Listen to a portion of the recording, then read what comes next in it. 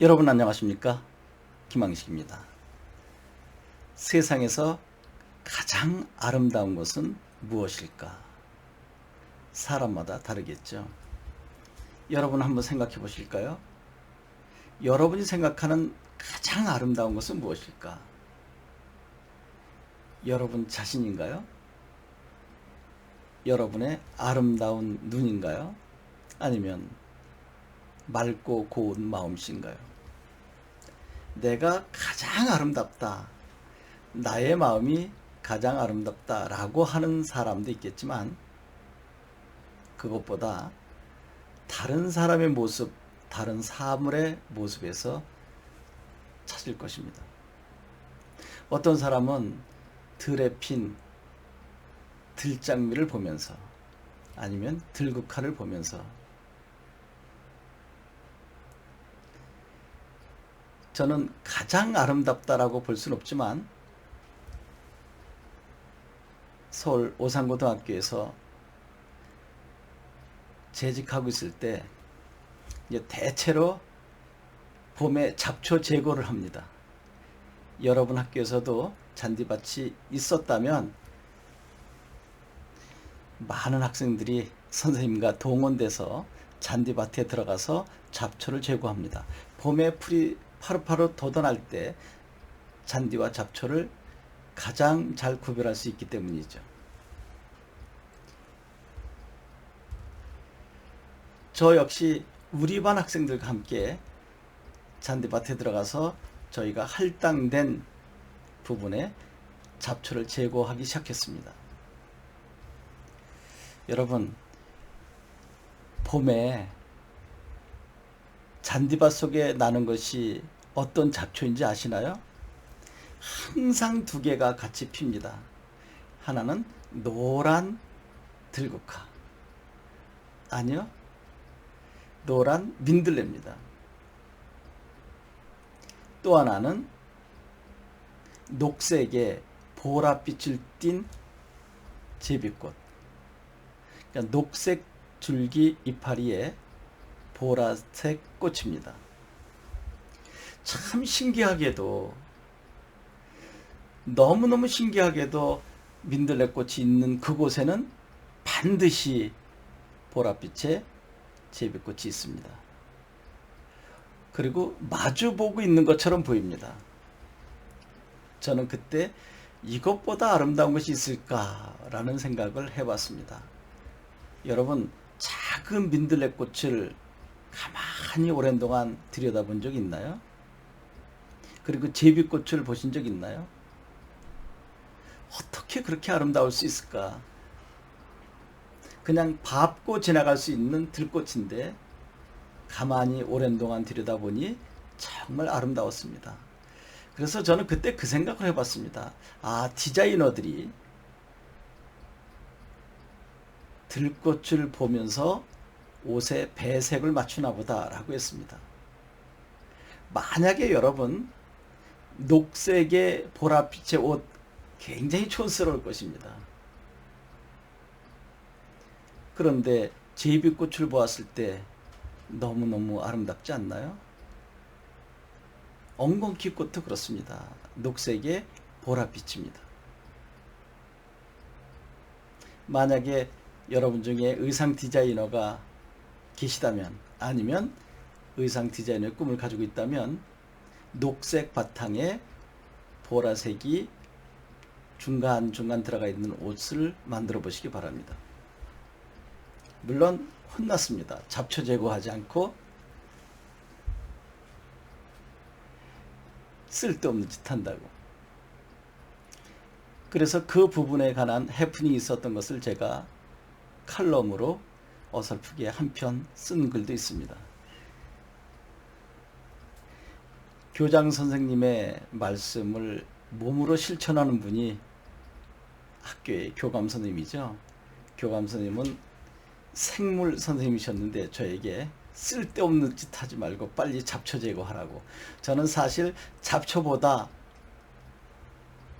보랏빛의 노란색의 제비꽃과 민들레가 더 소중하다고 생각이 돼서 뽑지 않았거든요. 그때 일어난 해프닝은 나중에 다시 소개할 기회가 있을 것입니다. 심할서까지 쓸 지경까지 갔었거든요. 그냥 그 정도로 해프닝으로 두고 다음을 이어가겠습니다.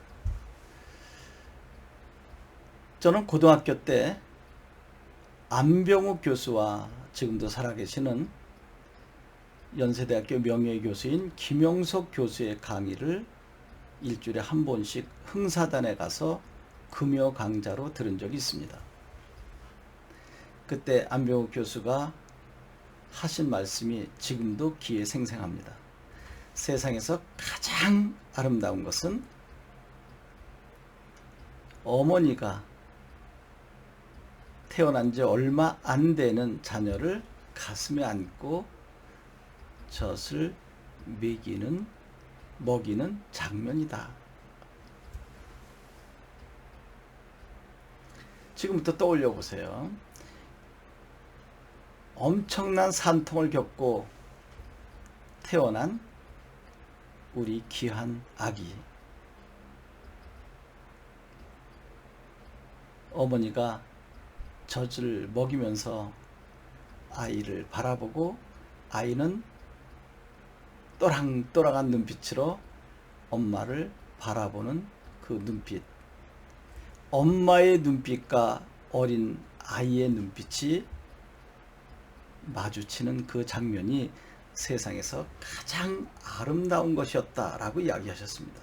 그것은 안병욱 교수의 말씀이 아니라 세상에서 가장 아름다운 것이 무엇인가라고 하는 콘테스트에서 1등상을 받은 것을 소개하셨던 것입니다.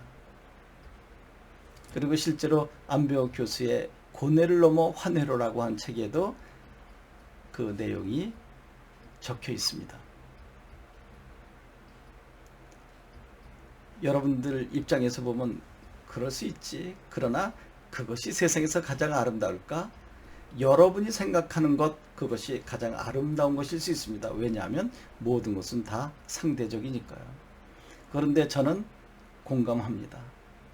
자애로운 어머님의 눈빛, 그것보다 아름다울 수 있을까요? 벼랑간에 안병욱 교수가 생각이 나는군요. 그리고 저 뒤에 있는 도산 안창호 선생의 사진은 그 당시 흥사단에 다닐 때 도산 안창호 선생을 기념하는 날이 하루 있었습니다. 그때 팜플렛 표지에 있는 것을 제 고등학교 친구가 그것을 떼어서 저렇게 액자로 해준 것입니다. 70년대 중반이니까 아주 낡았죠. 아마 제가 가지고 있는 물건 중에 꽤 오래된 것, 그리고 또 제가 꽤 소중하게 아끼는 액자가 아닌가 생각합니다. 끝으로 또 아름다운 것을 하나 소개한다면 그 안병욱 교수의 말씀입니다. 이 다음에 내가 죽거들랑 내 관 속에 2가지를 넣어달라라고 하는 것이죠. 여러분, 만약에 여러분이 이 다음에 이 세상을 하직할 때 내 관 속에 2가지를 넣어주세요 라고 할 때 2가지가 무엇인지 생각해 보셨습니까? 안병욱 교수님께서는 하나는 성경이요, 또 하나는 논어 책을 넣어달라고 했습니다. 독실한 크리스찬이셨죠. 그런데 참 재밌죠. 성경과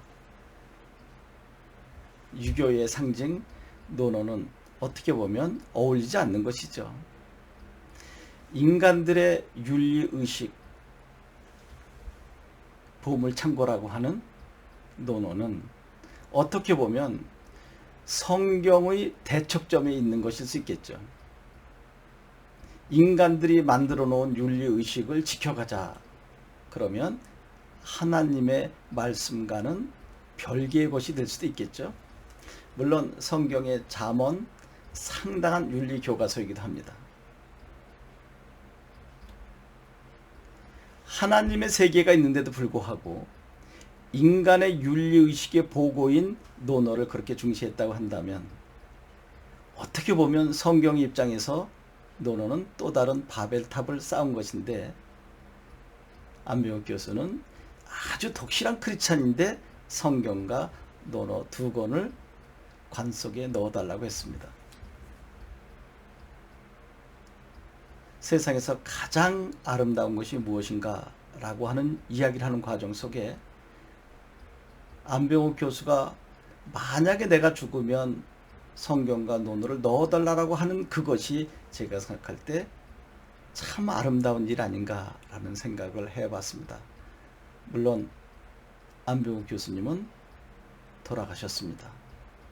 안병욱 교수님, 또 서울대학교의 김태길 교수님, 연세대학교의 김영석 교수님, 안병욱 교수님은 숭실대학교에 계셨습니다. 세 분 다 철학 교수였고 세 분 다 1920년생이셨습니다. 살아생전에도 각별한 관계를, 각별한 우정을 잘 유지했었던 분들입니다. 그런데 두 분은 돌아가시고 김영석 교수만 지금 100세로 아직도 대학 강단에서 강의를 하고 계십니다. 나중에 시간이 되면 김영석 교수의 얽힌 이야기를 여러분들과 해보고자 합니다. 여러분 고맙습니다.